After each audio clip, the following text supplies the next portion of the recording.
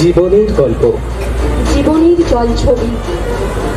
গল্পটা একটা গ্রামের নাম ভারত। না না, ভারতবর্ষ নয়, ভারত। দুই মধ্যবিত্ত পরিবারের গল্প। এক পরিবারে জন্ম নিয়েছে একটি পুত্র সন্তান। তার নাম কি হবে তা নিয়ে পরিবারের সকলে ব্যস্ত। ঠাকুরমা বলছে, ঠাকুরের নামে নাম কার্তিক, গণেশ, হরি, নারায়ণ। না না, ওসব ব্যাকডেটেড, একটা মডার্ন নাম দিতে হবে। মোবাইলে সার্চ করে দেখি। খোকা, অভিধানটা দেখতে হবে, অর্থ বুঝে পুষ্টি মেনে নাম রাখতে হবে। পুত্র সন্তান জন্মেছে, বংশের প্রদীপ। পুরো পরিবার ব্যস্ত, ফোনের পর ফোন, মেসেজ, খাওয়ানোর প্রতিশ্রুতি, আরো কত কি। গ্রামের আরেকটু দূরে একটি পরিবার, সেখানে জন্মেছে একটি কন্যা সন্তান। মাইন্ড করে নিশ্চিন্তে ঘুমাচ্ছে সে।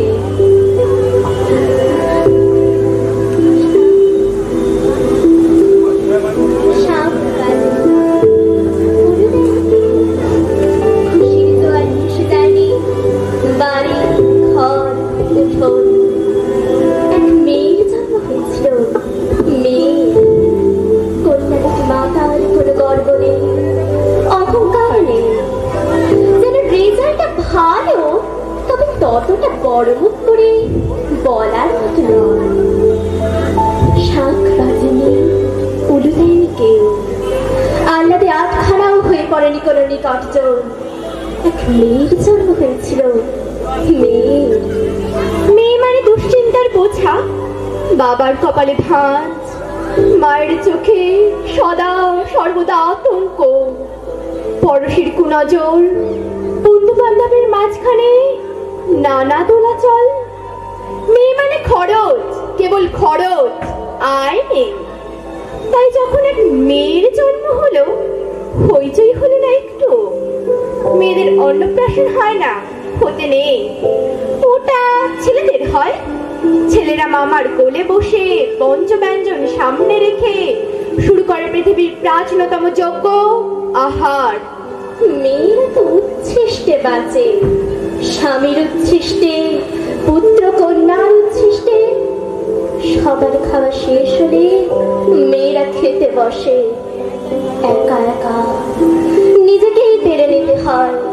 কেউ বলে না, আর একটু মাছ দেব, একটু ভাত। না, মেয়েদের পায়ে পায়ে খরচ। বিয়ে দাও, খরচ। বিয়ে হলে সন্তান আসবে, খরচ। সন্তানকে বড় করতে হবে, খরচ। তাই মেয়েরা যখন জন্মায়, তখন উল্লাস নয়, আনন্দ নয়, শঙ্খধ্বনি নয়, উলু নয়, নীরবতা, গভীর নীরবতা। মেয়েরা নিরাপত্তাহীন, তাদের নিরাপত্তা দিতে হয়। মেয়েরা বিপদপ্রবণ, তাদের সামলাতে হয়। মেয়েরা ঘাবড়ে যায়, কেঁদে ফেলে, ঝগড়া করে, ঈর্ষা করে। তাই মেয়েদের শাসন করতে হয়, বেঁধে ফেলতে হয় নানা নিয়মে, নানা অজুহাতে, নানা অকারণ শৃঙ্খলে। তবু সেই মেয়েরাই গর্ভে ধারণ করে পুরুষ প্রাণ। অমন যে পুরুষোত্তম শ্রীকৃষ্ণ, তার গর্ভধারিণী আর পালনকারিণী দুজন মানুষই মেয়ে। বিদ্যাসাগর থেকে রবি ঠাকুর, লেনিন থেকে ফিদেল কাস্ত্রো, কেউ আকাশ থেকে নেমে আসতে পারেনি। মাতৃগর্ভ থেকেই তাদের আবির্ভাব। তবু মেয়েরা জন্মালে পরিবারে আনন্দ জাগে না।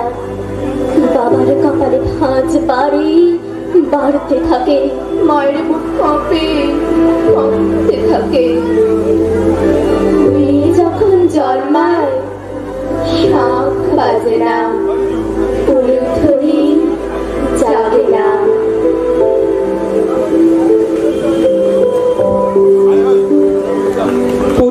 গঞ্জনা শুনে মায়ের চোখে জল, তবু মায়ের স্নেহের হাত মেয়ের মাথায় বলে, কেউ ঠাকুর খুকু, আমি তোর পাশে থাকবো, তুই মায়ের মেয়ে হয়ে থাকবি। কিন্তু মশাই, আপনারা সব রাগ ঘৃণাকে আটকান, কেননা যে জন্মেছে সে জন্মানোদের সাহায্য চায়।